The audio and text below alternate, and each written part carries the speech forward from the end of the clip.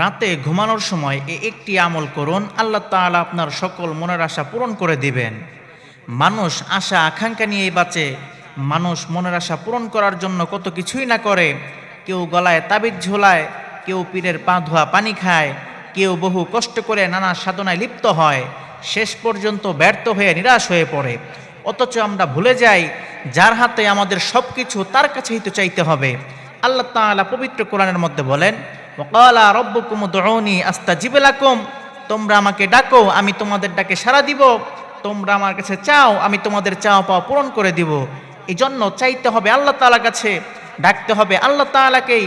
সুতরাং আপনি যদি রাতে ঘুমানোর সময় এই একটি আমল করে ঘুমাতে পারেন, আল্লাহ তাআলা আপনার সকল মনের আশা পূরণ করে দিবেন। আমলটি কিভাবে করবেন?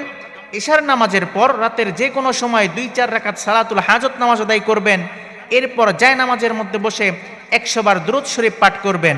দুরূদের মধ্যে সবচেয়ে বেস্ট দুরূদ হচ্ছে দুরূদ ইব্রাহিম, যেটা আমরা নামাজের মধ্যে পড়ি। এই দুরূদটি 100 বার পাঠ করবেন। এরপর হাতে গুনে গুনে 499 বার লা হাওলা ওয়ালা কুওয়াতা ইল্লা বিল্লাহ পাঠ করবেন। এরপর আবার 100 বার দুরূদ শরীফ পাঠ করবেন। এরপর আপনি আল্লাহ তাআলার কাছে দোয়া করবেন। ইনশাআল্লাহ আল্লাহ তাআলা আপনার দোয়া কবুল করে নেবেন। আপনি আল্লাহ তাআলার কাছে যা চাইবেন, আল্লাহ তাআলা আপনাকে তাই দান করবেন।